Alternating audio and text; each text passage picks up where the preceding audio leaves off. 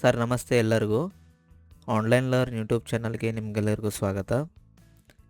ಇವತ್ತು ನಾವು ಈ ವಿಡಿಯೋನಲ್ಲಿ ಈ ವ್ಯಾಲ್ಯೂಯೇಟರ್ಸ್ಗೆ ಸಂಬಂಧಪಟ್ಟಂತೆ SSLC ಈ ವ್ಯಾಲ್ಯೂಯೇಟರ್ಸ್ ರಿಜಿಸ್ಟ್ರೇಷನ್ ಮಾಡುವ ವಿಧಾನವನ್ನು ನೋಡೋಣ್ರಿ.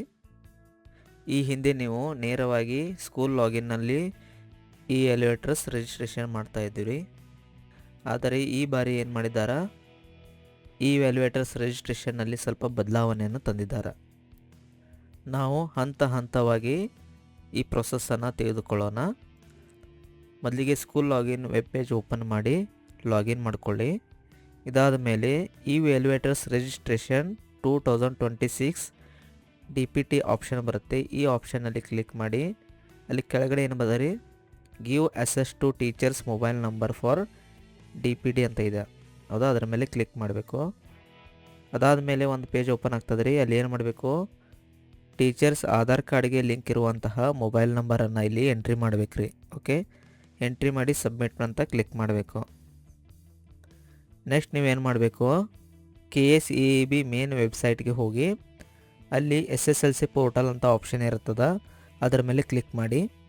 SSLC ಮೌಲ್ಯಮಾಪಕರ KYC ನೋಂದಣಿ ಅಂತ ಒಂದು ಆಪ್ಷನ್ ಬರ್ತದೆ, ಅದರ ಮೇಲೆ ಕ್ಲಿಕ್ ಮಾಡಬೇಕು ರೀ. ಓಕೆ, ಇದಾದ ಮೇಲೆ ನೀವು ಡ್ಯಾಶ್ಬೋರ್ಡನ್ನು ನೋಡಬಹುದು. ಸ್ವಯಂ ದೃಢೀಕರಣ ಅಂತ ಇದೆ. ಸೆಲ್ಫ್ ಡಿಕ್ಲರೇಷನ್ ಏನು ಮಾಡಬೇಕು, ನೀವು ಅಕ್ಸೆಪ್ಟ್ ಅಂತ ಮಾಡಬೇಕು. ಇದಾದ ಮೇಲೆ ಯೂಸರ್ ರಿಜಿಸ್ಟ್ರೇಷನ್ ಮಾಡಬೇಕು.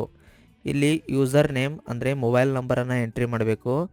ಡೆಸಿಗ್ನೇಷನ್ ಏನು ಹಾಕಬೇಕಂದ್ರೆ ಟೀಚರ್ ಇದ್ದರೆ ಟೀಚರ್ ಅಂತ ಹಾಕಬೇಕು, ವೈಸ್ ಪ್ರಿನ್ಸಿಪಾಲ್ ಅವ್ರ ಹೆಡ್ ಮಾಸ್ಟರ್ ಇದ್ದರೆ ಹೆಡ್ ಮಾಸ್ಟರ್ ಅಂತ ಹಾಕಬೇಕು. ಆಮೇಲೆ ಇಲ್ಲಿ ಪಾಸ್ವರ್ಡ್ ನೋಡಿ 8 ಕ್ಯಾರೆಕ್ಟರ್ ಪಾಸ್ವರ್ಡನ್ನು ಎಂಟ್ರಿ ಮಾಡಬೇಕು. 1 ಅಪ್ಪರ್ ಕೇಸ್ ಇರಬೇಕು, ಸ್ಮಾಲ್ ಲೆಟರ್ಸ್ ಇರಬೇಕು, ಅದೇ ರೀತಿ ಸ್ಪೆಷಲ್ ಸಿಂಬಾಲ್ಸ್ಗಳನ್ನು ಹೊಂದಿರಬೇಕು. ಈ ರೀತಿಯಾಗಿರುವಂತಹ ಪಾಸ್ವರ್ಡನ್ನು ನೀವು ಎಂಟ್ರಿ ಮಾಡಿ ಯೂಸರ್ ರಿಜಿಸ್ಟ್ರೇಷನ್ ಮಾಡ್ಕೋಬೇಕು. ಆಮೇಲೆ ಎಂಟರ್ OTP ಅಂತ ಒಂದು ಆಪ್ಷನ್ ಬರ್ತದೆ. ಆ OTPಯನ್ನು ಏನು ಮಾಡಬೇಕ್ರಿ, ನೀವು ಎಂಟ್ರಿ ಮಾಡಿ ಯೂಸರ್ ರಿಜಿಸ್ಟ್ರೇಷನ್ ಮಾಡಬೇಕು.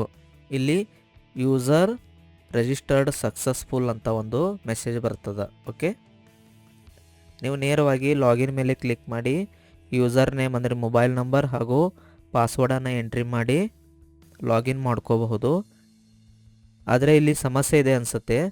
ನಾನು ಯೂಸರ್ ನೇಮ್ ಹಾಗೂ ಪಾಸ್ವರ್ಡ್ ಹಾಕಿ ಲಾಗಿನ್ ಮಾಡಲು ಹೋದಾಗ ಅದು ಲಾಗಿನ್ ಆಗ್ತಾಯಿಲ್ಲ. ಅದಕ್ಕೆ ನಾನು ಏನು ಮಾಡ್ತಾಯಿದ್ದೀನಿ, ಮತ್ತೊಮ್ಮೆ ಫಾರ್ಗೆಟ್ ಪಾಸ್ವರ್ಡ್ ಮೇಲೆ ಕ್ಲಿಕ್ ಮಾಡಿ ಮೊಬೈಲ್ ನಂಬರ್ ಎಂಟ್ರಿ ಮಾಡಿ OTPಯನ್ನು ಪಡೆದುಕೊಂಡು ಆಮೇಲೆ ಇನ್ನೊಮ್ಮೆ ಹೊಸದಾಗಿ ಪಾಸ್ವರ್ಡನ್ನು ಕ್ರಿಯೇಟ್ ಮಾಡಿ ಯೂಸರ್ ಲಾಗಿನ್ ಮೂಲಕ OTPಯನ್ನು ಎಂಟ್ರಿ ಮಾಡಿ ಏನು ಮಾಡಬೇಕ್ರಿ, ಲಾಗಿನ್ ಆಗಬೇಕು. ಲಾಗಿನ್ ಆದಮೇಲೆ ಒಂದು ಹೋಮ್ ಸ್ಕ್ರೀನ್ ಬರ್ತದೆ. ಅದರ ಮೇಲೆ ಏನಿರ್ತದೆ ರೀ, KYC ಅಂತ ಇರ್ತದೆ. ನೀವು ಮೊದಲಿಗೆ ಏನು ಮಾಡಬೇಕು, KYC ಸರ್ವಿಸ್ ಆಪ್ಷನ್ ಮೇಲೆ ಕ್ಲಿಕ್ ಮಾಡಬೇಕು. ಆಮೇಲೆ ಡಿಕ್ಲರೇಷನ್ ಫಾರ್ಮ್ ಇರ್ತದೆ, ಆ ಡಿಕ್ಲರೇಷನ್ ಅಗ್ರಿ ಮೇಲೆ ಕ್ಲಿಕ್ ಮಾಡಿ ಸ್ಟಾರ್ಟ್ KYC ಅಂತ ಕ್ಲಿಕ್ ಮಾಡಬೇಕು. ಓಕೆ, ಇದಾದ ಮೇಲೆ ಒಂದು ಪೇಜ್ ಓಪನ್ ಆಗ್ತದೆ ರೀ. KYC service for Aadhaar. ಇಲ್ಲಿ ಆಧಾರ್ ಕಾರ್ಡನ್ನು ಎಂಟ್ರಿ ಮಾಡಿ ಹಾಗೆ OTP ಮೇಲೆ ಕ್ಲಿಕ್ ಮಾಡಿ OTPಯನ್ನು ಎಂಟ್ರಿ ಮಾಡಿ ಏನು ಮಾಡಬೇಕ್ರಿ, KYC ಮಾಡ್ಕೋಬೇಕು. ಓಕೆ, ಇಲ್ಲಿ ನೋಡ್ತಿರ್ಬೋದು ನೀವು KYC ಮಾಡಿದ ಮೇಲೆ ಇಲ್ಲಿ ಕೆಳಗಡೆ KSEAB SSLC ರೆಫ್ ನಂಬರ್ ಅಂತ ಒಂದು ಬಂದಿದೆ ನೋಡ್ರಿ. ಈ ನಂಬರನ್ನು ನೀವು ನೋಟ್ ಡೌನ್ ಮಾಡ್ಕೋಬೇಕು ಅಥವಾ ಕಾಪಿ ಮಾಡ್ಕೋಬೇಕು. ಇದಾದ ಮೇಲೆ ನೀವು ನೇರವಾಗಿ ಸ್ಕೂಲ್ ಲಾಗಿನ್ ಮೇಲೆ ಕ್ಲಿಕ್ ಮಾಡಬೇಕು. ಲಾಗಿನ್ ಆದಮೇಲೆ ಈ ವ್ಯಾಲ್ಯೂಯೇಟರ್ಸ್ ರಿಜಿಸ್ಟ್ರೇಷನ್ ಮೇಲೆ ಕ್ಲಿಕ್ ಮಾಡಬೇಕು. ಅಲ್ಲಿ ಕೆಳಗಡೆ ವ್ಯಾಲ್ಯೂಯೇಟರ್ಸ್ ನ್ಯೂ ರಿಜಿಸ್ಟ್ರೇಷನ್ ಅಂತ ಇರ್ತದೆ, ಅದರ ಮೇಲೆ ಏನು ಮಾಡಬೇಕು, ಕ್ಲಿಕ್ ಮಾಡಬೇಕು. ಕ್ಲಿಕ್ ಮಾಡಿದ ಕೂಡಲೇ ಒಂದು ಪೇಜ್ ಓಪನ್ ಆಗ್ತದೆ. ಅಲ್ಲಿ ನೀವು ನೋಟ್ ಡೌನ್ ಮಾಡಿರುವಂತಹ ರೆಫರೆನ್ಸ್ ನಂಬರ್ ಇಲ್ಲಿ ಎಂಟ್ರಿ ಮಾಡಬೇಕು. ವ್ಯೂ ಆಪ್ಷನ್ ಮೇಲೆ ಕ್ಲಿಕ್ ಮಾಡಿ ನಂತರ ಆ ಶಿಕ್ಷಕರ ಎಲ್ಲ ಮಾಹಿತಿ ಮತ್ತು ವಿವರವನ್ನು ನೀವು ಇಲ್ಲಿ ನೋಡಬಹುದು ರೀ. ಇಲ್ಲಿ ಕೆಲವೊಂದಷ್ಟು ಮ್ಯಾಂಡೇಟರಿ ಫೀಲ್ಡ್ಸ್ ಇರ್ತದೆ, ಅವೆಲ್ಲವನ್ನು ಏನು ಮಾಡಿರಿ, ಎಂಟ್ರಿ ಮಾಡಬೇಕು. ತದನಂತರ ಬ್ಯಾಂಕ್ ಅಕೌಂಟ್ ಡೀಟೇಲ್ಸನ್ನು ಸಹಿತ ಇಲ್ಲಿ ನೀವು ಎಂಟ್ರಿ ಮಾಡಬೇಕು.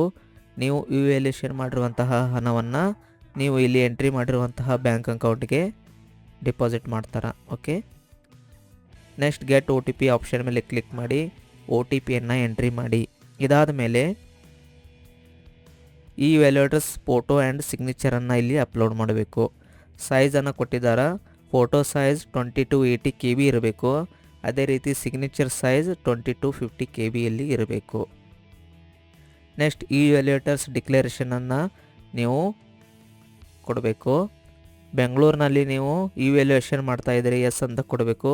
ಇಲ್ಲವಾದರೆ ನೋ ಅಂತ ಕ್ಲಿಕ್ ಮಾಡಿ ಪ್ರಿವ್ಯೂ ಆಪ್ಷನ್ ಮೇಲೆ ಕ್ಲಿಕ್ ಮಾಡಬೇಕು.